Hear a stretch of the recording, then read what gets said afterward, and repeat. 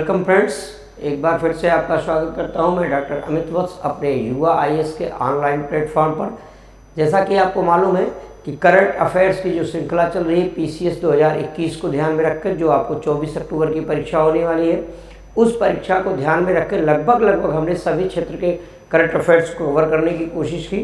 लेकिन current affairs की जो आज की श्रृंखला है उसमें हमने बेसिकली कुछ पुरस्कारों पर और ओलंपिक पर फोकस करके रखा हुआ है। इसके अलावा जो अगली श्रृंखला हमारी होगी उसमें कुछ हमने और घटनाओं को लिया है। फिर स्पेशली एक हम और श्रृंखला लेके आएंगे जिसमें 25 प्रश्न के आसपास आपके खेल के व्यक्तित्व और पुरस्कार संबंधित होंगे, और 25 प्रश्न में हम कुछ विविध करंट इलाके लेने की कोशिश करेंगे जो 30 सितंबर तक की घटनाओं पर आधारित होंगे। क्योंकि यूपी पीसीएस का जो अनुभव हमारा रहा है पढ़ने पढ़ाने का, परीक्षा की प्रणाली को अनुभव, लगभग एग्ज़ाम के 25 दिन पहले तक का जो है करंट उसमें आता है। तो आप लोगों से ये रिक्वेस्ट भी है कि यदि इस श्रृंखला में 15 से 30 सितंबर की घटना छूट भी जाती है तो आप जो है विगत 10 दिन का, मतलब 15 तारीख से 30 तारीख का न्यूज़पेपर ज़रूर देख लीजिएगा, और उसमें हम 2-4 संकेत आपको कर रहे हैं। उस संकेतों के आधार पर यूपी की कुछ घटनाओं को और इंटरनेशनल और नेशनल घटनाओं को जरूर देख लीजिएगा। जैसे उसमें एक रियांदा पुरस्कार भारतीय महिला को मिला है, उसको देख लीजिएगा। जो 35 फसलों का न्यूट्रिशन का युक्त है, जो ये मोदी ने भी उसका उद्घाटन किया, उसको देख लीजिएगा। जैसे यूपी में जो है हाथरस जो है अलीगढ़ में डिफेंस कॉरिडोर का जो है हाथरस अलीगढ़, इस पूरे सेक्टर को देखिएगा। इन सब चीज़ों को आप जरूर देख लीजिएगा 15 दिन। मेरी भी कोशिश रहेगी कि अगर उसको मैं लाइव न दे पाऊँ तब पर भी मैं आपको वहाँ के प्रश्नों को पीडीएफ फॉर्म में युवा आईएएस के इसी चैनल पर आपको उपलब्ध करा दूंगा। ठीक, आज की श्रृंखला की शुरुआत करते हैं एक बार फिर से एक नए कलेवर के साथ, रेंज प्रौद्योगिकी से संबंधित कथनों पर। देखिए, आज का जो संस्करण है इसमें मैंने पहले ही बताया कि ओलंपिक पर फोकस है, कुछ पुरस्कारों पर फोकस है, कुछ ऐसे पुरस्कारों को हमने यहाँ रखने की कोशिश की है जो पहले पुरस्कार हम पढ़ा चुके हैं श्रृंखला में 1-2, उनको छोड़ करके है। आप पूरी सीरीज को जब देखेंगे तो लगभग सारे पुरस्कार महत्वपूर्ण कवर करने की कोशिश हुई है, और कुछ इसमें नाम ऐसे होंगे जिनकी हो सकता है व्याख्या में नाम आए या न आए, लेकिन जो हमने कोड बनाया, मतलब विकल्प बनाया है, वो किसी न किसी इंपॉर्टेंट पुरस्कार से संबंधित है। ठीक, नेक्स्ट प्रश्न, आज पहले प्रश्न की तरफ बढ़ते हैं। कह रहा है रेंज प्रौद्योगिकी से संबंधित कथनों पर विचार करें। देखिए, बार मैं कथनों पर विचार इसलिए करवा रहा हूँ क्योंकि ताकि आपको पूरी घटना की जानकारी हो जाए, किस तरीके से पूरे जो है प्रश्न को पढ़ना है चीज़ें। इसके कह रहे हैं कि इसका दूसरा संस्करण है, इस रेंज प्रौद्योगिकी से संबंधित दूसरा संस्करण है जो 5 से 6 अगस्त को आभासी रूप में। इस चीज़ को ध्यान रखिएगा कि कोविड-19 के दौर में बहुत सी चीज़ें आभासी हुई। ये कौन सा संस्करण है? इसका दूसरा संस्करण है, अर्थात ये कथन सत्य है। इसका आयोजन रक्षा और अनुसंधान संगठन अर्थात DRDO के द्वारा किया गया, यह भी कथन सत्य है। फिर कह रहा है इसका आंदोलन चांदीपुर एकीकृत किया गया, ये भी सही है। और पहला आयोजन 2019 में, अर्थात ये चारों कथन सत्य हैं। ये आपको ध्यान रखना है। उड़ीसा जो है, ये जो उड़ीसा जो है, पहले उड़ीसा था, वो उड़ीसा कहा जाता है। उड़ीसा का जो ये चांदीपुर रेंज है, चांदीपुर जो आपका ये रेंज है, ये बालासोर जिले में है, बालासोर में, और यह बंगाल की खाड़ी से लगा हुआ है। यह जो है बंगाल की खाड़ी से लगा हुआ है, बंगाल की खाड़ी से लगा है। ठीक, और दूसरा जो है, यहाँ जो है एकीकृत रेंज परीक्षण केंद्र की शुरुआत 1982 में की गई। कब की गई थी? 1982 में। ये भी आपसे पूछा जा सकता है कभी कि 1982 में ये एकीकृत जो परीक्षण रेंज की शुरुआत की गई थी। एकीकृत परीक्षण रेंज की शुरुआत 1982 में की गई थी। ठीक, इसको भी ध्यान में रखिएगा। यहाँ से भी एक फैक्चुअल प्रश्न आपसे बन सकते हैं कि उड़ीसा का चांदीपुर, बालासोर, ये इंपॉर्टेंट प्रश्न है। देखिए, ये जो रेंज प्रौद्योगिकी सेंटर है, ये institute of electrical and electronics engineering अंतर्राष्ट्रीय सम्मेलन, इंस्टीट्यूट ऑफ इलेक्ट्रिकल, ये जो रेंज प्रौद्योगिकी है, ये किसके द्वारा आयोजित किया गया? इंस्टीट्यूट ऑफ इलेक्ट्रिकल इंस्टीट्यूट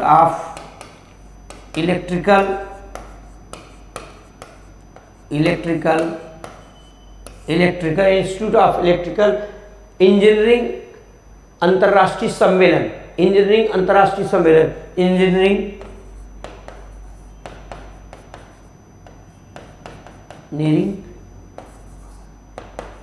अंतर्राष्ट्रीय सम्मेलन 2021। ठीक, ये पूरी घटना, ये रेंज प्रौद्योगिकी से संबंधित जो इतने फैक्ट्स हैं, इसको शुरुआत किया किसने, इस सम्मेलन की, इंस्टीट्यूट ऑफ इंजीनियरिंग एंड अंतर्राष्ट्रीय सम्मेलन था ये। रेंज दूसरा संस्करण था इसका, पहला संस्करण इसका 2019 में किया गया।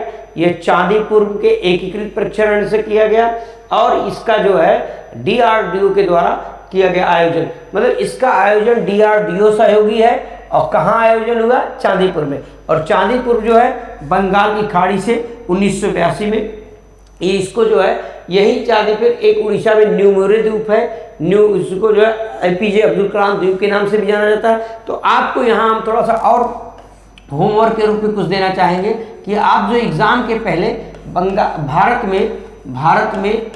भारत में साइंस एंड टेक्नोलॉजी का सर आपको बताए भी होंगे, भारत में जितने जिसे परीक्षण केंद्र हों इस तरीके से, जैसे एक तो एकीकृत है ये, ठीक है, ये उड़ीसा का, एक कर्नाटक में बन रहा है, उसको परीक्षण केंद्रों को आप ध्यान में रखिएगा।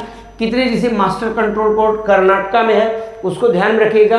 अर्थात इस तरीके से भारत में कितने प्रक्षेपण केंद्र हैं उनको आप देख लीजिएगा कि कहाँ मिसाइल का परीक्षण होता है, कहाँ शस्त्रों का परीक्षण होता है और कहाँ मास्टर कंट्रोल ऑफ फसल जो है कर्नाटका में है। ये जो प्रमुख केंद्र हैं, देखिए PCS की परीक्षा में मित्रों दो बातों को जरूर ध्यान रखिएगा, 2 नंबर आपके हमेशा मिलते हैं वहाँ से।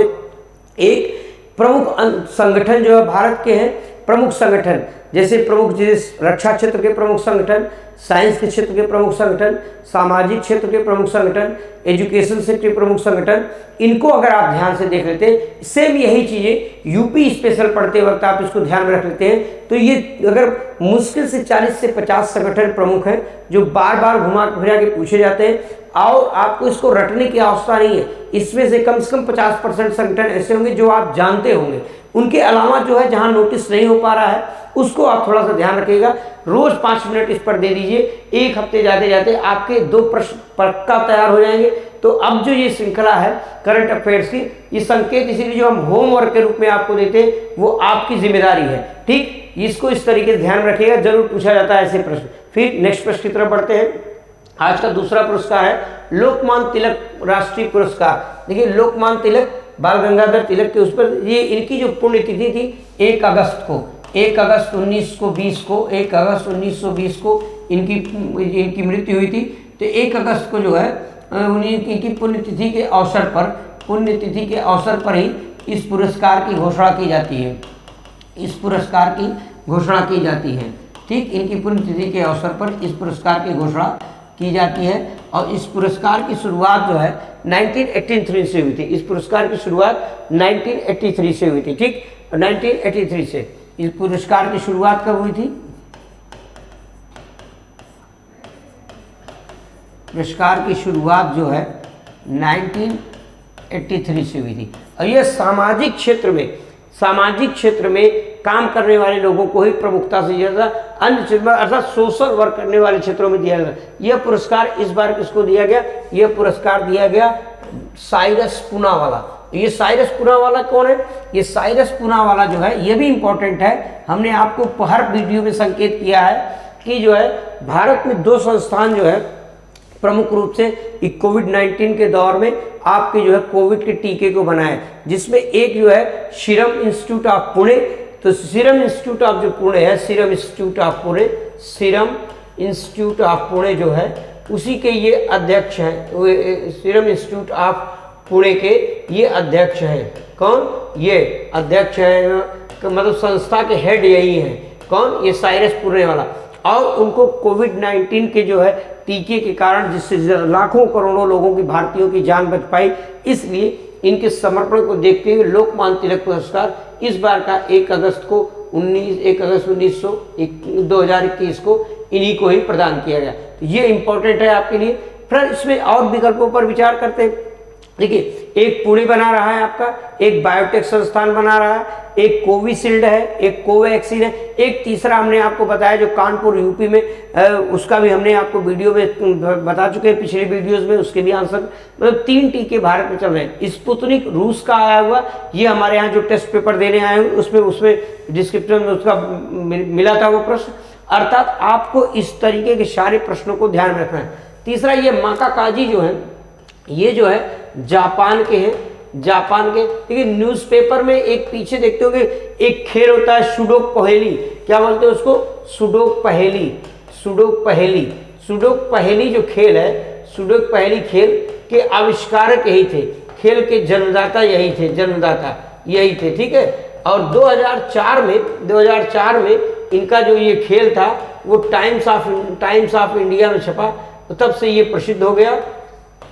टाइम्स ऑफ इंडिया में छपा ये इनका खेल, तब से ये सुडोक खेल जो है फेमस हो गया।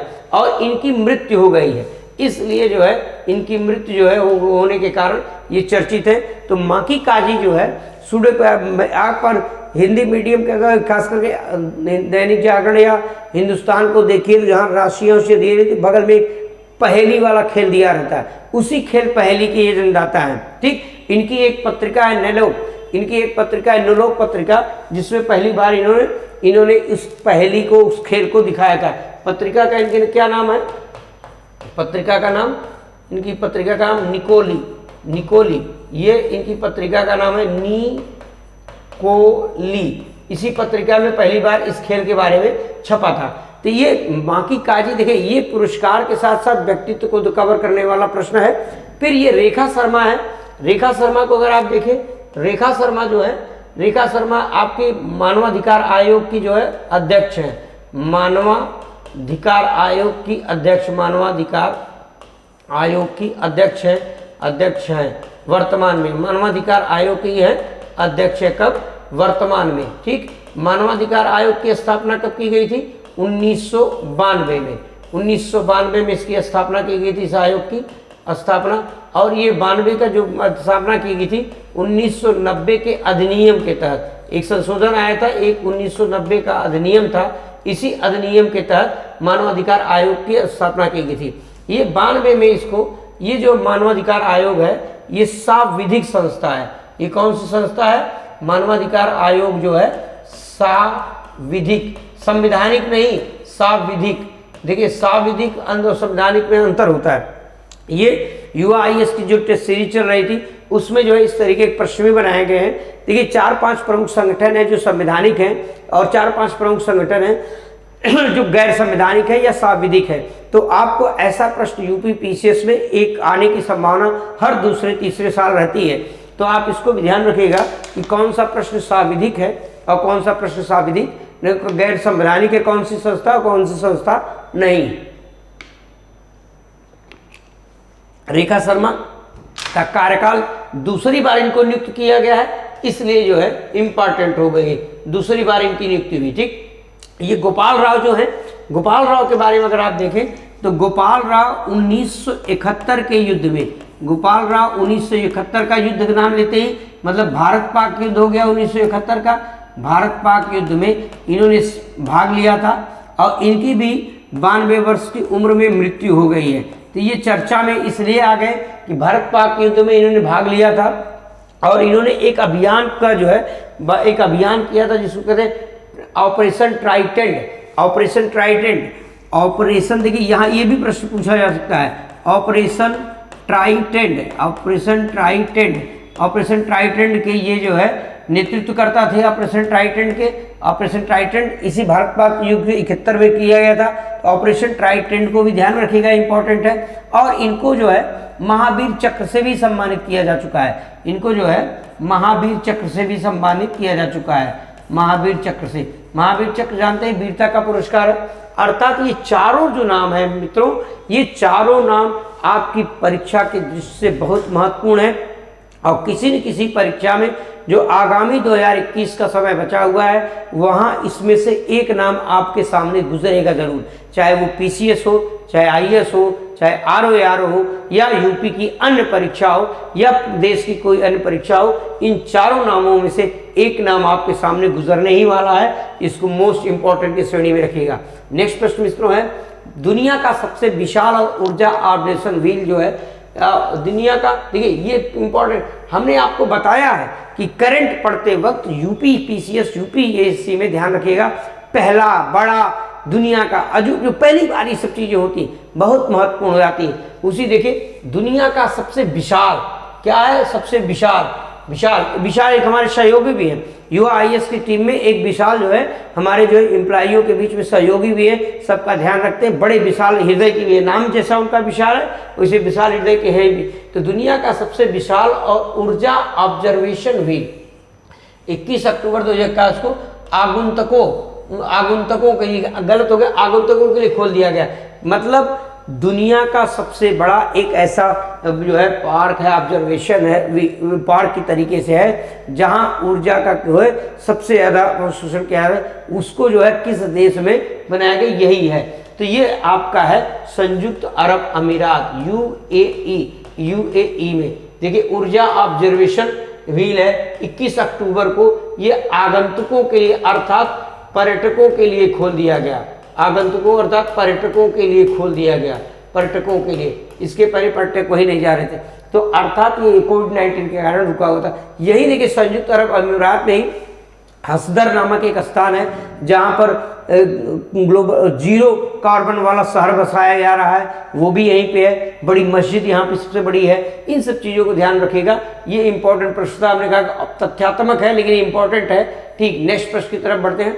इस वर्ष का रहा है, इस वर्ष का मतलब 2010 अगस्त 2021 को विश्व जय ईंधन दिवस, विश्व जय ईंधन दिवस की थीम थी, विश्व जय ईंधन दिवस की थीम थी। ये इंपॉर्टेंट प्रश्न है, आप में से कमेंट बॉक्स में इसका आंसर बताइए, विश्व जय ईंधन दिवस की थीम क्या थी।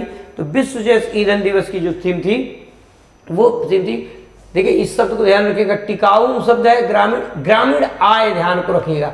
टिकाऊ तो है ग्रामीण आय के लिए, अर्थात ग्रामीणों की आय इस तरीके से डेवलप की जाए कि जैव ईंधन की तरफ उनका रुख हो, जैव ईंधन को वो प्रोत्साहित करें, जैव ईंधन को उपयोग करें अपने घरेलू कामों में, जैव उर्वरकों का प्रयोग करें, अर्थात बायोडिग्रेडेबल जो चीज़ें हैं जो अब इस तरीके के हैं जिनसे पर्यावरण की क्षति कम हो, उस कम होने वाली प्रवृत्ति से किसानों की आय बढ़े और ग्रामीण क्षेत्रों की आय बढ़े, उस पर फोकस करके ये थीम बनाई गई थी। इसलिए ये इम्पोर्टेंट है मित्रों। जितने इस तरीके से संगठन होते हैं, बार बार मैं इस श्रृंखला में आपसे कह रहा हूं कि 15-16 संगठन ऐसे होते हैं जिनके वार्षिक सम्मेलन हुए, उनकी जो थीम है, उनकी जो मूल बातें हैं, जो ध्येय वाक्य हैं, उनको अगर आप पढ़ लेते हैं तो यूपी पीसीएस में एक प्रश्न आपका पक्का है।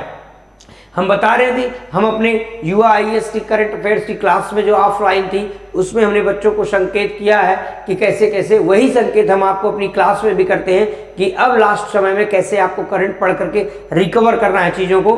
तो वो संकेत ये भी है कि 10-15 जो प्रमुख संगठन हैं उनकी जो प्रमुख थीम है उसको आप ध्यान से देख लीजिए आपका।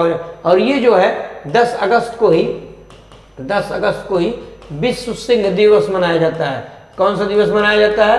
विश्व सिंह दिवस। इसलिए जो है ये भी है, ये विश्व सिंह दिवस की थीम थी कि अफ्रीकी शेरों का उन्मूलन धीमा करना, ये विश्व सिंह की, इसको भी ध्यान रखना है। अगर यहाँ खाली शेरों का उन्मूलन नहीं, ये ध्यान रखें अफ्रीकी शब्द जुड़ा हुआ है, इसलिए इंपॉर्टेंट हो जाता है। ठीक, इस तरीके से आप इस प्रश्न को भी ध्यान रखिएगा। फिर अगर कि भारत का पहला वाटर प्लस प्लान शहर का, वाटर प्लस शहर की बात हो रही, भारत का पहला वाटर प्लस शहर, वाटर प्लस है, यहाँ पे वाटर प्लस शहर है, वाटर प्लस प्लान कह लीजिए, वाटर प्लस शहर है। वाटर प्लस शहर जो है इंदौर है। तो पहला वाटर प्लस शहर कौन सा आपका? ये वाटर प्लस शहर क्या हो सकते हैं? वाटर प्लस, जहाँ अर्थात पानी की किल्लत, देखिए अभी पिछले साल 2 साल पहले अफ्रीका के डरबन में समस्या रही, भारत के कुछ क्षेत्रों में पानी की समस्या रही शहरों में, अर्थात पानी को लेकर के लोगों बहुत बड़ी समस्या पूरे विश्व में चल रही। तो ऐसे में कोई शहर अपने पानी की उपभोग मात्रा से सरप्लस कर ले रहा है, तो उसी को वाटर प्लस शहर। तो ये वाटर प्लस शहर की जो परिभाषा दी गई उसमें क्या आएगा, ऐसा शहर, ऐसा शहर, वाटर प्लस में कहेंगे ऐसा शहर जो है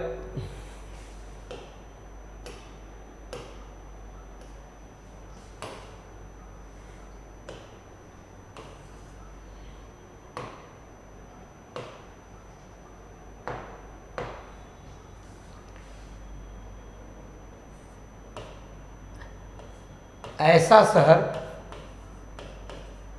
ऐसा शहर जहां घर मतलब आपका हमारा घर और व्यावसायिक प्रतिष्ठान, व्यावसायिक प्रतिष्ठान से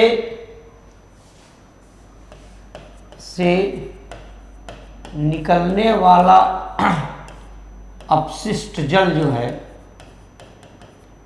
अपशिष्ट जल या जल, इसका जो है पुनर्चक्रण किया जाए, ठीक है, उसको रहेंगे। फिर इसके लिए 2-3 कंडीशन लगाएंगे। इसमें जो शहर का जो है सभी शौचालय जो है, सभी शौचालय सीवेज से जुड़े हों, सीवेज से जुड़े हों, सभी शौचालय क्या हो, सीवेज से जुड़े हों। और कम से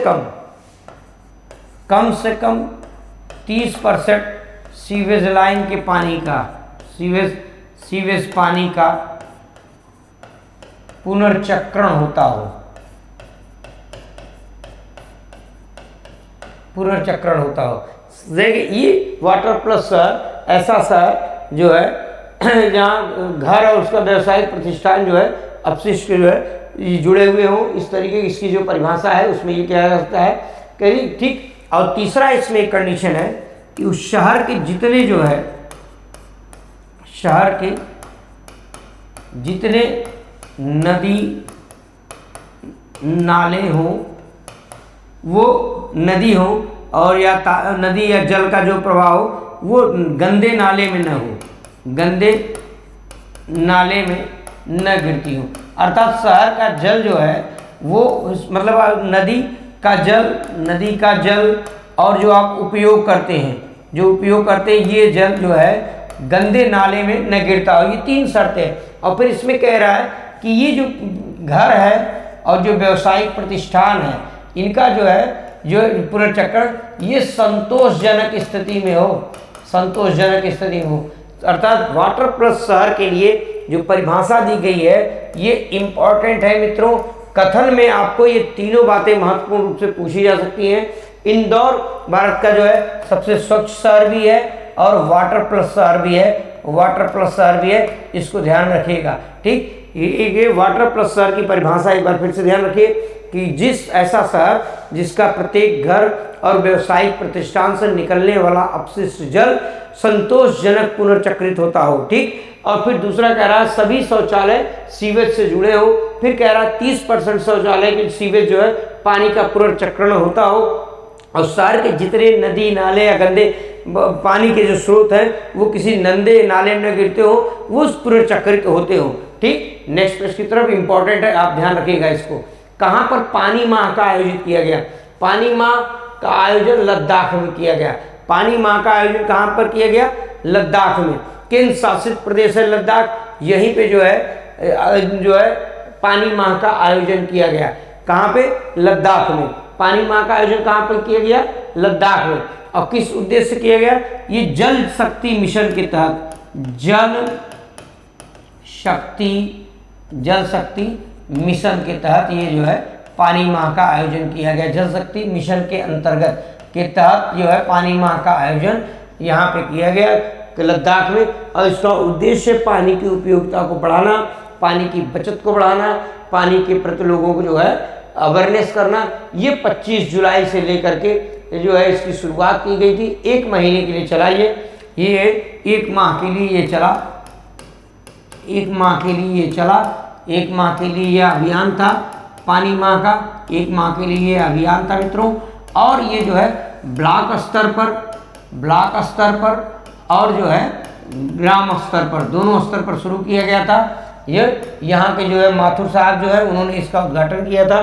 फिर इसमें 4 प्लेस और हम देख रहे हैं। देखिए लद्दाख इस बार बहुत इंपॉर्टेंट है आपकी परीक्षा के लिए, कि लद्दाख में बजट में केंद्रीय जो है विश्वविद्यालय की स्थापना की गई। लद्दाख में आपको जो है यूनियन टेरिटरी बनी है, बिना विधानसभा वाला है। तो लद्दाख का इम्पोर्टेंट जम्मू कश्मीर का इस बार बहुत ज़्यादा है। इसमें जो दूसरा दिल्ली क्यों चर्चा में रहा, इसमें जो चारों विकल्प है सब चर्चा में है। दिल्ली जो क्यों चर्चा में, दिल्ली देखिए हमेशा चर्चा में रहा था, 2 कारणों से प्रमुख रूप से दिल्ली चर्चा में रहा। दिल्ली में भारत का पहला जो है स्मार्ट टावर बना। स्मार्ट टावर दिल्ली में बना, 24 मीटर लंबा है, 24 मीटर लंबा ये टावर है। 1 किलोमीटर इसका दायरा है, 1 किलोमीटर के रेंज में ये 1 किलोमीटर तक जो है वायु प्रदूषण को कम करेगा, ये 1 किलोमीटर तक कम करेगा। और यह जो है कनॉट प्लेस दिल्ली में है। कनॉट प्लेस में एक बाबा खली का स्थान है, कनॉट प्लेस में स्थापित किया गया। और दूसरा दिल्ली भी चर्चा में क्यों है, दूसरा जो दिल्ली परिवहन के क्षेत्र में इसमें जो है फेसलेस परिवहन की बात कर रहा है। फेसलेस परिवहन की शुरुआत करने वाला दिल्ली भारत का पहला राज्य है, पहला शहर है। इसमें 33 सेवाएं दी गई। जैसे आरटीओ ऑफिस में आपको जो है सिर्फ ड्राइविंग लाइसेंस उनका जो है ड्राइविंग को चेक करने के लिए वहाँ 2 बार उपस्थित होना पड़ेगा फेस के साथ। अंततः बहुत से आपके जो काम है वो ऑनलाइन हो जाएंगे। इस परिवहन की सुविधा को फेसलेस, तो दिल्ली इस कारण से भी फेमस है, इंपॉर्टेंट है, आपका ध्यान रखिएगा। फिर तीसरा जम्मू कश्मीर के ऊपर चर्चा है। जम्मू कश्मीर में मालूम है आपको 5 अगस्त 2019 को ही जम्मू कश्मीर का धारा 370 हटाई गई थी संसद में राष्ट्रपति की सुझाव। तो 5 अगस्त 2021 को जो है जम्मू कश्मीर के लिए पहली फिल्म नीति का घोषणा की गई। पहली फिल्म निर्माण नीति की घोषणा की गई। इसलिए जम्मू कश्मीर चर्चा में आ गया। ठीक, फिर जो है सोमनाथ के ऑफिस, तो सोमनाथ में भी जो है प्रसाद योजना के तहत ये जो है यहाँ लगभग 20 परियोजनाओं का जो है मोदी ने उद्घाटन किया है। तो ये आपके लिए इंपॉर्टेंट है सोमनाथ, अयोध्या, मथुरा, काशी, अजमेर, ये ऐसे बहुत महत्वपूर्ण है क्योंकि ये सरकार सांस्कृतिक राष्ट्रवाद पर बल दे रही, इसलिए आपको सांस्कृतिक हिस्टोरिकल चीज़ों पर ज़्यादा ध्यान देना है। फिर ये प्रश्न है, अगला प्रश्न है आपका कि इंटरनेशनल एस्ट्रोनॉमिकल यूनिट द्वारा किसके नाम पर चंद्रमा के ध्यान रखिएगा, चंद्रमा के ऊपर चंद्रकेटर का नाम रखेगा। इंपॉर्टेंट प्रश्न है और हम तो कह रहे हैं वेरी इंपॉर्टेंट है, वेरी इंपॉर्टेंट, इसको लगाइए। ये किसके नाम पर है, तो ये मैथ्यू हेंसन के नाम पर चंद्रमा के दक्षिणी ध्रुव का क्रेटर है। चंद्रमा के यहाँ शब्द को ध्यान रखिएगा, ये दक्षिणी ध्रुव है चंद्रमा का, उसके क्रेटर का नाम है ये मैथ्यू हेंसन। क्या नाम बता रहे हैं, मैथ्यू हेंसन रखा गया, इन्हीं के नाम पर, मैथ्यू हेंसन के नाम पर रखा गया है। ठीक है, इसको ध्यान रखिएगा। ठीक, इसमें जो अगला है ये इसरो के प्रमुख है वर्तमान में, के सिवान इसरो प्रमुख है, इनके कार्यकाल में वृद्धि की गई, इसलिए ये इंपॉर्टेंट हो गए। अवनी लेखरा, ये अभी पैरा ओलंपिक जो हुआ है, पैरा ओलंपिक में स्वर्ण पदक जीता है, इन्होंने स्वर्ण पदक जीता है पैरा ओलंपिक में अवनी लेखरा जो है पैरा ओलंपिक में इन्होंने स्वर्ण पदक जीता है, इसलिए ये इंपॉर्टेंट है। ठीक, पैरा ओलंपिक में। अब किसमें जीता है स्वर्ण पदक, ये इन्होंने स्वर्ण पदक जीता है निशानेबाजी में। किसमें जीता है, निशानेबाजी। इस पर हम एक प्रश्न बना भी चुके हैं, आपको बता भी चुके हैं। ये जयपुर की रहने वाली है, राजस्थान की, जयपुर की, इसलिए जो है इसको इतना भी ध्यान रखिएगा। ठीक, फिर नेक्स्ट प्रश्न में इसमें है, ये भी एक हिस्टोरिकल हस्ती है ये, ठीक, इनको भी ध्यान रखिएगा। नेक्स्ट प्रश्न है, उज्ज्वल आवाहन योजना का शुभारंभ। उज्ज्वल आवाहन योजना का शुभारंभ असम में किया गया। असम में किया गया। ये योजना क्या है? इस योजना के तहत हस्तशिल्प के लोगों को बढ़ावा देगा। हस्तशिल्प के लोगों के लिए है उज्ज्वल आवाहन योजना, लोगों के लिए असम में शुरुआत की गई है। यह असम में हस्तशिल्प योजना के लिए उज्ज्वल आवाहन योजना की शुरुआत की गई है, इसको आपको ध्यान में रखना है। ठीक, और इस योजना को शुरू करने में सहयोगी कौन है? सहयोगी है ONGC। सहयोगी कौन है इसमें? ONGC इसमें सहयोगी। ठीक, नेक्स्ट प्रश्न की तरफ बढ़ते हैं। ये तथ्यात्मक है, इसकी भी चर्चा शायद हो चुकी है या क्लास में ऐसे, तो इसमें आपको स्पेन ध्यान रखना है कि स्पेन से भारत जो है C295, ये ध्यान रखिएगा, C295 एयरक्राफ्ट है। क्या है? एयरक्राफ्ट है। भारत जो है स्पेन के साथ समझौता किया है। ये ज़्यादातर रक्षा के समझौते हम रूस, इजराइल, अमेरिका, चाइना ऐसे देशों के साथ करते हैं, लेकिन स्पेन के साथ ये एयरक्राफ्ट है, इम्पोर्टेंट है, इसलिए इसकी जो है इम्पोर्टेंट है, इसको ध्यान में रखिएगा। ठीक, नेक्स्ट प्रश्न की तरफ बढ़ते हैं। Digital quality of life index.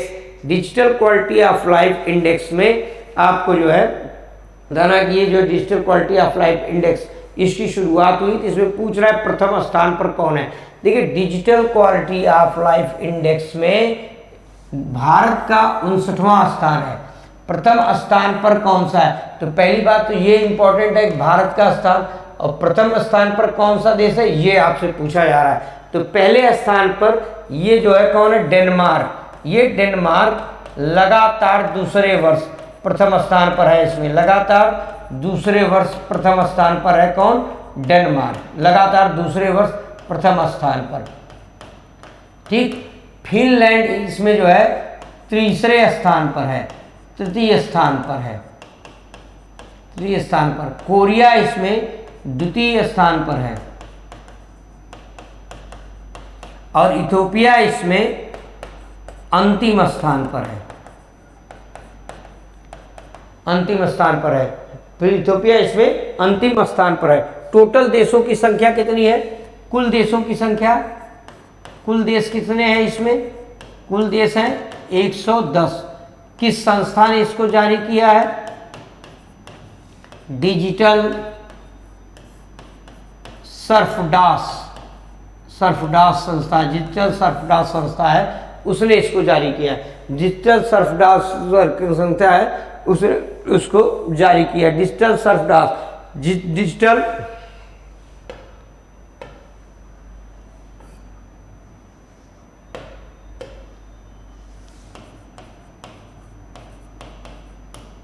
ठीक, कितने संकेतक हैं?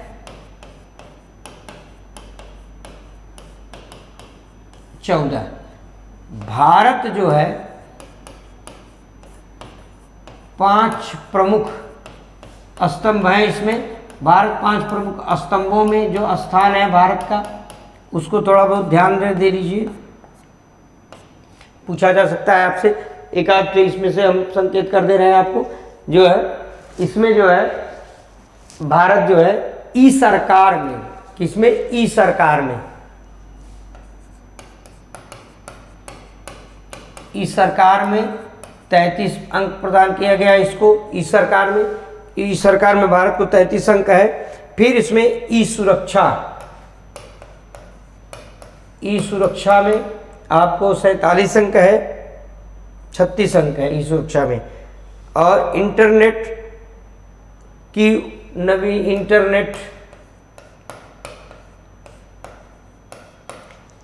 इंटरनेट की जो है वहनीयता जो है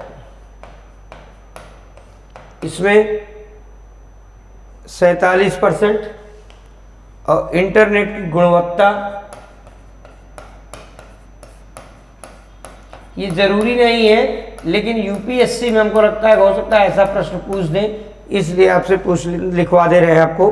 फिर ई बुनियादी ढांचे में ई बुनियादी ढांचा जो है, इंफ्रास्ट्रक्चर, उसमें जो है ये जो है 91वीं पोजीशन है। मतलब ये 5 अलग प्रमुख स्तंभ है। उसमें ई सरकार मतलब भारत सरकार ई गवर्नेंस का जो प्रयोग करे उसमें 33वें स्थान पर है। जो ई सुरक्षा की दृष्टि से 36वें स्थान पर है। इंटरनेट की बेहतरीन की दृष्टि से 45वें स्थान पर है। इंटरनेट की गुणवत्ता की दृष्टि से 7वें स्थान पर है। और ई इंफ्रास्ट्रक्चर की दृष्टि से 91वें स्थान पर है। ये इसकी बात करें, ठीक, इसको ध्यान में रखिएगा। ये आपसे इम्पोर्टेंट है, इसमें आपसे पूछा जा सकता है। भारत जो है एशिया में अगर ई डिजिटल इंडेक्स में एशिया में बात हो तो 17वें स्थान पर है। एशिया में 17वें स्थान पर है। और दक्षिण एशिया में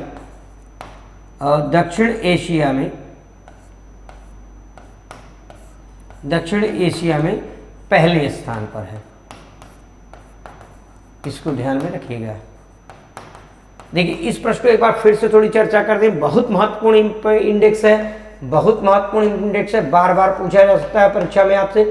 digital quality of life index 2021 में 59वें स्थान पर भारत है। प्रथम स्थान पर कौन सा देश है? डेनमार्क, और यह लगातार दूसरे वर्ष प्रथम स्थान पर है। द्वितीय स्थान पर दक्षिण कोरिया, तृतीय स्थान पर फिनलैंड, अंतिम स्थान पर इथियोपिया। भारत पिछले वर्ष कितने स्थान पर था? पिछले वर्ष भी कभी कभी पूछता है। पिछले वर्ष भारत 57वें स्थान पर था। 57वें स्थान पर था। कितने संकेतक का प्रयोग किया है? 14। कुल देशों की संख्या कितनी है? 110। संस्था जिसने जारी किया डिजिटल सरटॉप। भारत जो है 5 प्रमुख स्तंभों में ई सरकार में 33वें, ई सुरक्षा में 36वें, इंटरनेट की वरीयता में 67, इंटरनेट की गुणवत्ता में 47, गुणवत्ता में 67 और ढांचा में 91। एशिया में भारत 17वें स्थान पर, दक्षिण एशिया में पहले स्थान पर। ये इंपॉर्टेंट है, इसको जरूर ध्यान रखिएगा। आने की 100% संभावना यहाँ से एक प्रश्न है। फिर पूछ रहा है कि अगला व्यास सम्मान 2020 किसे प्रदान किया गया?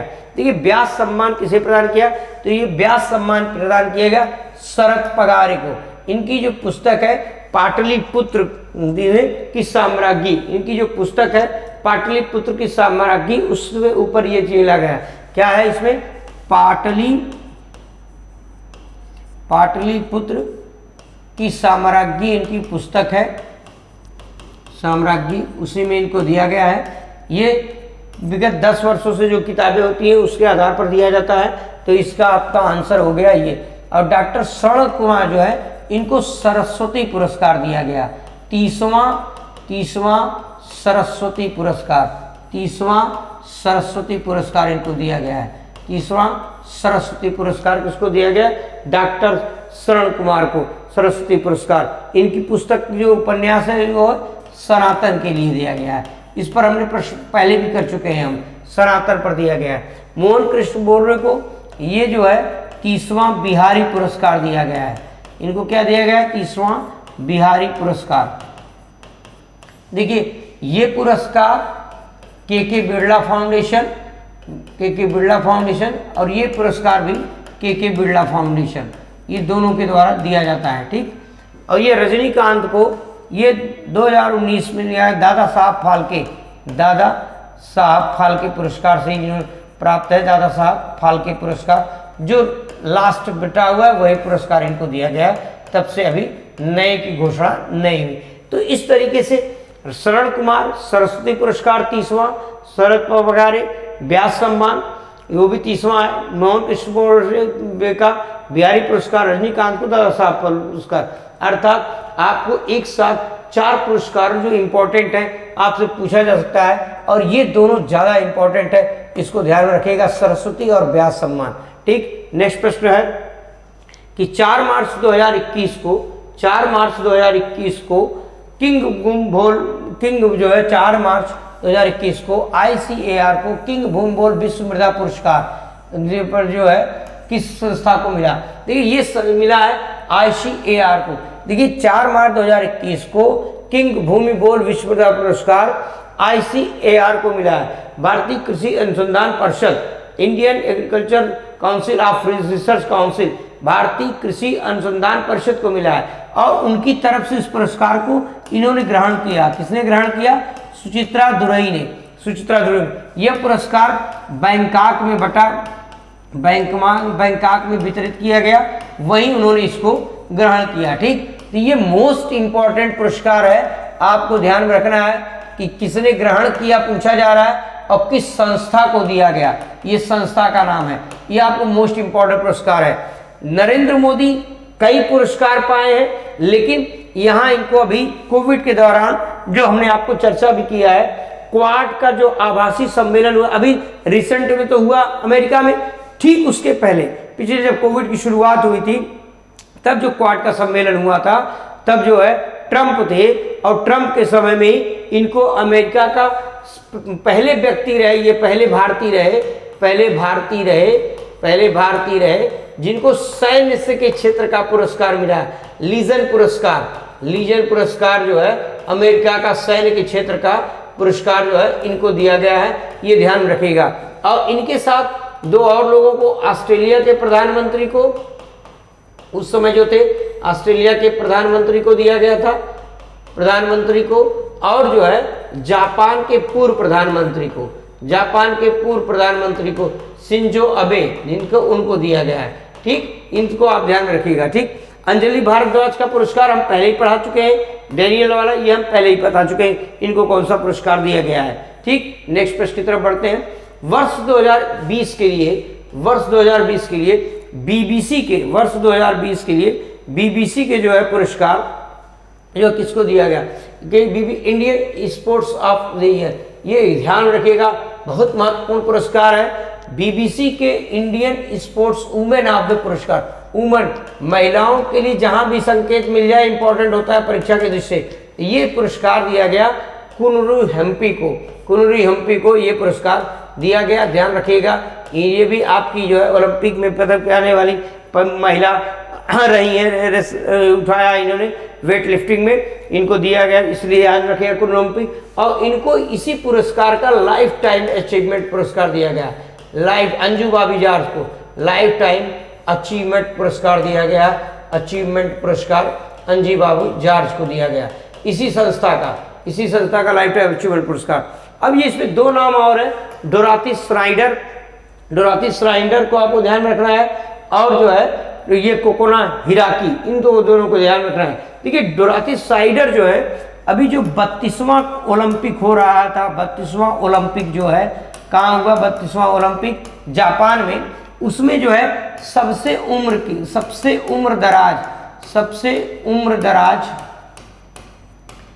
उम्र दराज व्यक्ति रहे ये, जिन्होंने जो है स्वर्ण पदक जीता है। सबसे उम्र दराज जो है व्यक्ति रहे जिन्होंने स्वर्ण पदक जीता है। घुड़सवारी की जो टीम स्पर्धा थी उसमें, घुड़सवारी में इनकी उम्र संभवतः 62 साल के आसपास थी, इनकी उम्र जो है संभवतः 62 साल के आसपास थी, सबसे बड़ी पदक इन्होंने जीता है। ठीक, फिर जो दूसरा नाम इसमें हमने लिया है, ये सब इंपॉर्टेंट है, कोकोना हिराकी, ये सबसे कम उम्र की ओलंपिक मेडल जीता रही 2000, सबसे कम उम्र की पदक विजेता रही। ये नहीं पूछ रहा है कि स्वर्ण है कि रजत है, पदक विजेता रही है, समझ रहे हैं, पदक विजेता है, ध्यान रखिएगा। अभी हमने एक प्रश्न और बनाया कि सबसे कम उम्र की स्वर्ण पदक विजेता वो अलग हो जाएगा, और सबसे कम उम्र की पदक विजेता जो है 2020 के ओलंपिक जो 2020 का ओलंपिक 2021 उसमें ये स्वर्ण पदक इन्होंने स्केलेटर की श्रेणी में जीता है, 12 वर्ष की स्केटर की श्रेणी में, स्केटर है खेल, स्केटर की श्रेणी में जीता है। ये जापान की रहने वाली है, ये कहाँ की है, जापान की। तो यहाँ आपसे एक बार फिर से थोड़ा सी हम इस पर चर्चा करें कि देखा पूछा जा सकता है कि वर्ष 2020 के लिए बीबीसी के Indian sports woman of the year पुरस्कार किसे मिला, तो कोरोरो हेम्पी।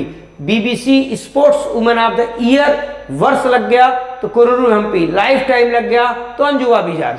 फिर अगर पूछ रहा है कि 32वें ओलंपिक का सबसे उम्रदराज स्वर्ण व्यक्ति कौन है, स्वर्ण पदक विजेता व्यक्ति कौन है, तो घुड़सवारी में डोराथी श्नाइडर।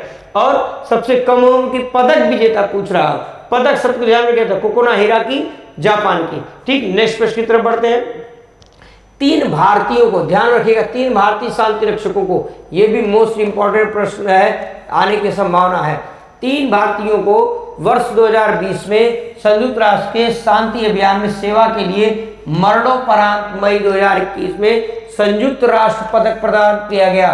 तो इसमें कौन शामिल नहीं है ये पूछा जा रहा है। देखिए ये तीनों शामिल हैं इसमें, ठीक है, ये तीनों शामिल हैं इसमें, ये तीनों शामिल हैं, ये तीनों शामिल हैं इसमें। तो नहीं कौन शामिल है, यही आपका आंसर होगा, यही।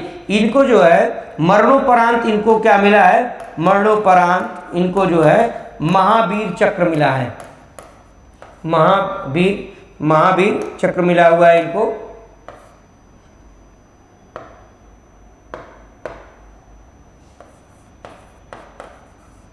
महावीर चक्र मिला है इनको।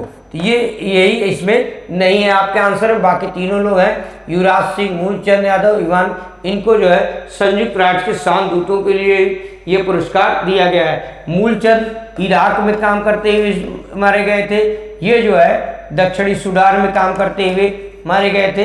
ये तीनों नाम आपको ध्यान रखना है। युवराज सिंह, वो क्रिकेटर की बात नहीं हो रही, युवराज सिंह जो सेना में भारतीय शांति सेना के साथ जो है यूएनओ के मिशन थे उनमें शहीद हुए। और कर्नल वी संतोष बाबू, ये मरणोपरांत जो है इनको महावीर पुरस्कार से सम्मानित किया। ये जो है लद्दाख में जो है इनकी मृत्यु हुई थी, लद्दाख में 16वीं बिहार रेजिमेंट के थे, ये बिहार रेजिमेंट के थे, आतंकवादी हमले में शहीद हुए थे। ठीक, नेक्स्ट प्रश्न की तरफ बढ़ते हैं। चमेली देवी जैन पुरस्कार, अभी देखिए ये हमने अपनी क्लास में चर्चा भी किया था बच्चों से। ये पुरस्कार इसलिए इम्पोर्टेंट हो जाता है कि ये पुरस्कार जीता है इस बार नीतू सिंह ने, और ये लखनऊ में रही और ग्रामीण क्षेत्र में पत्रकारिता के लिए, ग्रामीण पत्रकारिता के लिए इनको ध्यान रखा गया। गांव में पत्रकारिता को इन्होंने बढ़ावा दिया, अर्थात पत्रकारिता को गांव के स्तर पर ले जाकर के जागरूक करने की कोशिश की, इसलिए इनको यह पुरस्कार चमेली देवी जैन पुरस्कार दिया गया। अब आपके दिमाग में ये कहा सकते हैं चमेली देवी जैन पुरस्कार क्यों दिया जा रहा है? देखिए चमेली देवी जैन पुरस्कार जो होता है कि भारतीय स्वतंत्रता संग्राम में, भारतीय स्वतंत्रता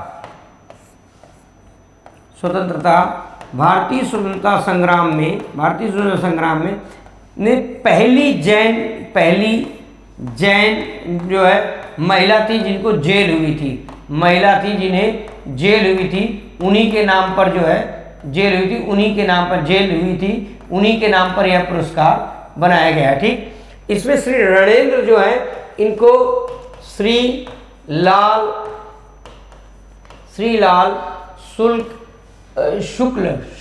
शुक्ल इफ्को पुरस्कार दिया गया, इफ्को पुरस्कार, श्रीलाल शुक्ल जो है इफ्को पुरस्कार इनको दिया गया। ये ध्यान रखिएगा, इंपॉर्टेंट है ये भी। ठीक, और इनको जो है आपदा प्रबंधन के क्षेत्र में नेताजी सुभाष चंद्र बोस पुरस्कार दिया गया। इनको आपदा प्रबंधन के क्षेत्र में नेताजी सुभाष चंद्र बोस आपदा प्रबंधन पुरस्कार दिया गया।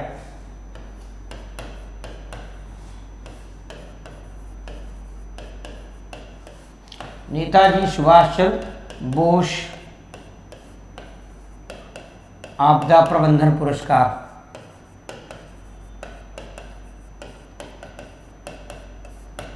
23 जनवरी उनके जो जन्म दिवस है उसी पर दिया गया। पराक्रम दिवस के रूप में मैं बार बार चर्चा कर रहा हूँ कि पराक्रम दिवस के रूप में इनका मनाया गया। और समीर दामारे इनको वैज्ञानिक क्षेत्र का प्रतिष्ठित पुरस्कार दिया गया, वैज्ञानिक क्षेत्र में प्रतिष्ठित पुरस्कार दिया गया। अर्थात चारों विकल्प इंपॉर्टेंट है और खास करके ये सबसे ज़्यादा इम्पोर्टेंट है, ये सबसे ज़्यादा इम्पोर्टेंट है, इनका भी इम्पोर्टेंट है और ये यूपी के लिए बहुत इम्पोर्टेंट है, यूपी की परीक्षा के लिए। नीतू सिंह। ठीक, फिर कुछ खेल की चीज़ें को लेते हैं। 32वें टोक्यो ओलंपिक में शुभंकर क्या था? तो 32वें में मिराई टोवा शुभंकर था, मिराई टोवा शुभंकर था। मिराई टोवा का मतलब होता है, मिराई टोवा जो है इसका जो मतलब होता है भविष्य में शाश्वत, अर्थात अस्थायी भविष्य की बात होती है।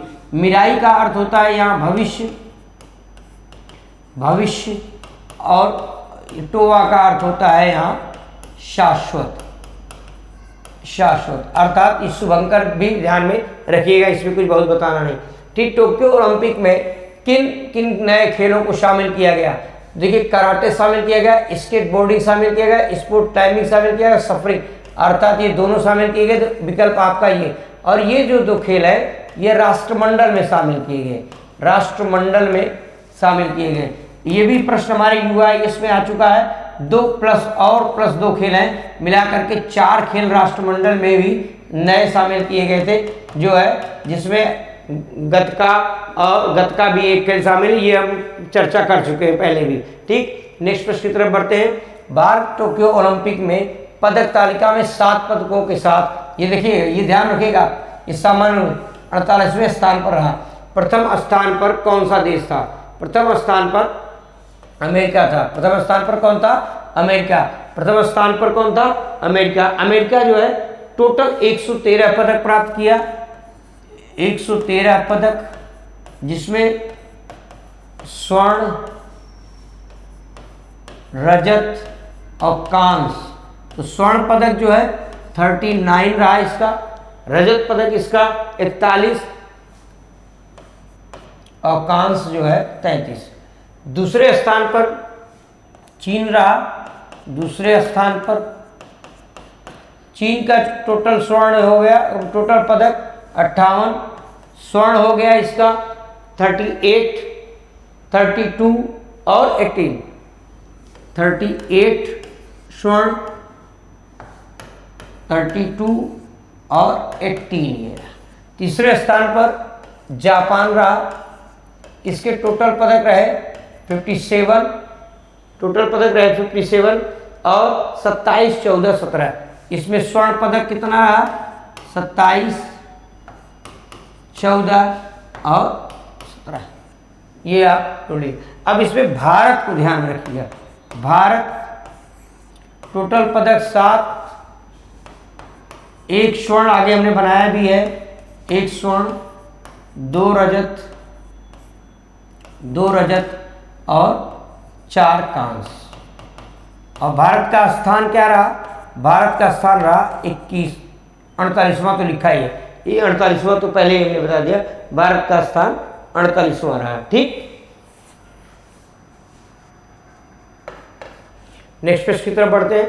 देखिए, इसमें आपको ये पूछ सकता है कि सर्वाधिक स्वर्ण किस देश ने जीता? पहले तो कभी कभी संख्या भी पूछता है, सुमेल में ये प्रश्न बना सकता है, इसीलिए हमने डिटेल लिख दिया कि डिटेल आपको पता होना चाहिए। ठीक, नेक्स्ट प्रश्न है, ये कब से कब तक हुआ?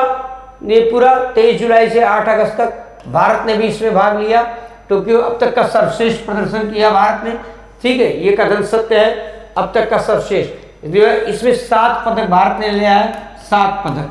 और इसके पहले 2012 में भारत ने 6 पदक प्राप्त किया था। ठीक, इसलिए ये इंपॉर्टेंट है। 2012 में 7 और 2020-21 में 1 स्वर्ण कोई जीता। ये स्वर्ण किसने जीता? नीरज चोपड़ा ने, नीरज चोपड़ा ने। भाला फेंक वाला चर्चा चल रही, भाला फेंक में आपको मालूम है, भाला फेंक में, ठीक, चक्का फेंक, भाला फेंक में 2 रजत पदक जीता भारत ने, 2 रजत पदक। दोनों रजत पदक कौन कौन जीता? एक मीराबाई चानू ने, एक रवि दहिया ने। एक मीराबाई चानू ने जीता 49 किलोग्राम वेट लिफ्टिंग में, और रवि दहिया ने जीता, इन्होंने जीता, रवि दहिया ने, ये जो है 57 किलोग्राम में जीता, इन्होंने 57 किलोग्राम में। तो कभी कभी ये भी पूछा जाता है कौन किस किलोग्राम में जीता, किस खेल में। ठीक, और फिर जो 4 कांस्य जीते, इसमें जो है 4 कांस्य में आगे हमने नाम बताया, उसी में आपको बता दे रहे हैं, यहाँ भी लिखवा दे रहे हैं। 4 कांस्य जो भारत ने जीते उसका जो है डिस्क्रिप्शन है कि इसमें जो पहला जो कांस्य जीता उसमें लवलीना बोरगोहेन, हमने नाम भी, प्रश्न भी बनाया है उस पर, लवलीना बोरगोहेन, लवलीना बोरगोहेन। और कौन है इसमें? लवलीना बोरगोहेन, ये महिला वेट लिफ्टर थी। पीवी सिंधु, बजरंग पुनिया,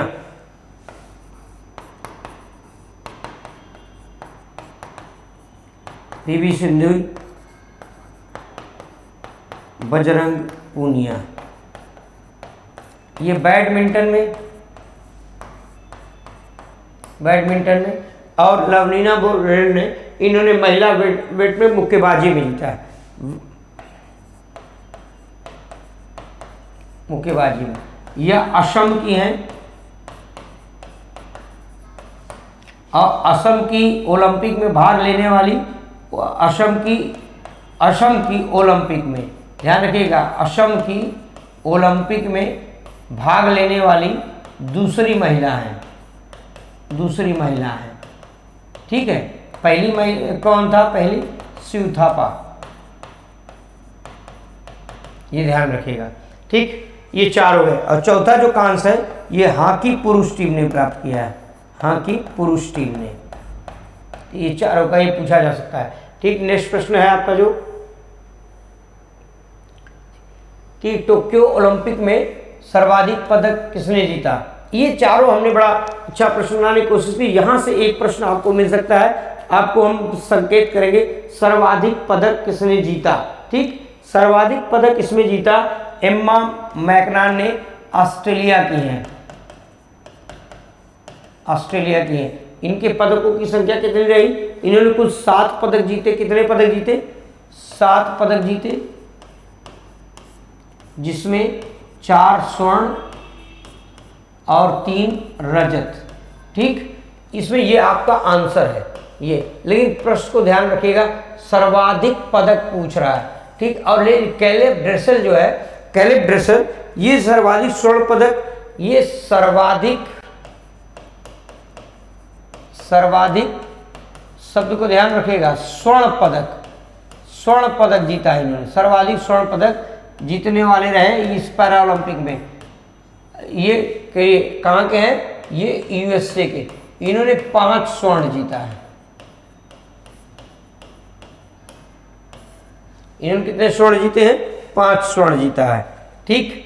और ये जो है ये मोमोजी निशिया सबसे कम उम्र की, अभी हमने बताया था कि पूरे ओलंपिक में सबसे कम उम्र की पदक जीतने वाली कौन हुई। अभी हमने कोकोनो हिकिना का बताया, जापान की 12 वर्षीय, ये भी जापान की है, लेकिन यह जो है इसने जो जीता है मोमोजी निशिया ने सबसे कम उम्र में स्वर्ण पदक जीता है। सबसे कम उम्र में क्या जीता है? सबसे कम उम्र में स्वर्ण पदक। इसे आप तो ध्यान रखिएगा, ये स्वर्ण पदक है सबसे कम उम्र में। ये भी कहाँ की है? जापान की। ये भी कहाँ की है? जापान की। मोमोजी सुकुरी स्वर्ण पदक जीता है। और महिला स्केटबोर्ड, वही जो नया खेल शुरू हुआ है स्केट बोर्डिंग में, वो इसी स्केट बोर्डिंग में जीता है इसने। इसका खेल भी पूछा जा सकता है, ठीक, इंपॉर्टेंट। फिर एंड्रयू होप जो है, एंड्रयू होप जो है सबसे उम्रदराज व्यक्ति हैं जिन्होंने पदक जीता है। सबसे उम्रदराज व्यक्ति,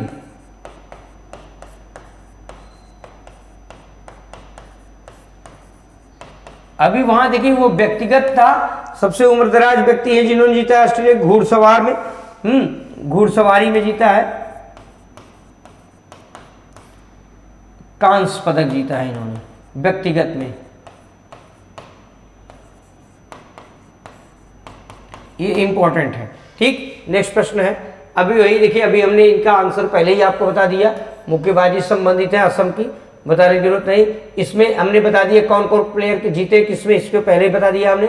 लंबी कूद प्रतिस्पर्धा में 2000 अगस्त 21 में नैरोबी केनिया की राजधानी है, केनिया नैरोबी की किस खिलाड़ी ने रजत पदक जीता? तो शैली सिंह ने जीता। शैली सिंह, ये भी यूपी की है, झांसी की है, इसलिए इंपॉर्टेंट है, ये इंपॉर्टेंट है। और इस तरीके के पदकारिणी पहली है, इसलिए इनका पूछा जा सकता है। और इसमें देखिए अवनी लेखा अग्रवाल हमने पहले ही बता दिया, पैरा ओलंपिक में स्वर्ण पदक की हमने बताया था इन्होंने जीता है।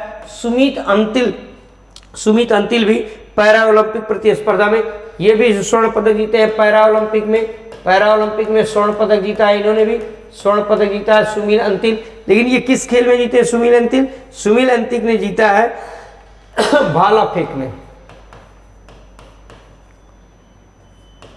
ये भी ध्यान रखिएगा, भाला फेंक में इन्होंने जीता है। और सिंगराज अदाना, इन्होंने भी पैरा ओलंपिक में पदक जीता है, पैरा ओलंपिक में पदक जीता है इन्होंने भी। ये किस खेल में जीती है पैरा ओलंपिक में? ये निशानेबाजी में, निशानेबाजी में इन्होंने पदक जीता है, और पदक जीता है 10 मीटर पे पिस्टल में कांस्य पदक जीता है। हमने सभी महिलाओं का नाम लेने की कोशिश की है जिन्होंने जीता है, इसको आपको ध्यान में रखना है, ठीक। फिर ये जो पुरस्कार है इसमें प्रथम स्थान पर ये केनिया है, और भारत जो है इसमें 21वें स्थान पर है। 3 पदक भारत ने जीता है, जिसमें 2 रजत है और 1 कांस्य है, ठीक। तो रजत पदक में एक वही शैली सिंह आपने पढ़ा ऊपर, शैली सिंह का नाम है, और दूसरे जो हैं शैली सिंह के अलावा जो है उनका नाम है अमित खत्री।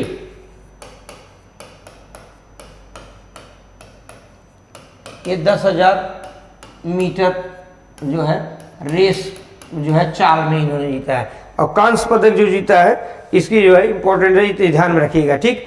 और बाकी जो है प्रश्न है ये मैंने पहले ही आपको बता दिया था। ये लवलीना का नाम है, लवलीना बोरहेगन ने इसमें दिखा, ऊपर भी हमने लिख दिया है। ये जो है बजरंग पुनिया है, इनका जो है ये रवि दहिया का किलो वर्ग है।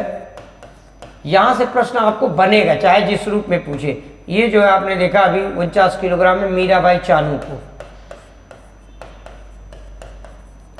ये कैटेगरी है इनकी, किस किस कैटेगरी में जीता है। ऐसे प्रश्न यूपी पीसीएस और छोटी परीक्षाओं में पूछा जाता है। यहाँ टोटल पदक है कितना 19। ये 5 जो है पैरा ओलंपिक में इन्होंने स्वर्ण पदक जीता है भारत ने, 8 जो है रजत पदक जीता है, और 6 जो है कांस्य पदक जीता है। देखिए हमने कोशिश की कि आपको ओलंपिक में जितने भी प्रश्न आए उसको कहाँ कहाँ से प्रश्न उठ सकते हैं वो समेटने की कोशिश की कि किसका किस खेल में है, किस प्रति। खासकर हमने पैरा ओलंपिक के सभी खिलाड़ियों का नाम दिया और 7 ओलंपिक के नाम दिया, और किस किस खेल में दिया ये कोशिश की है।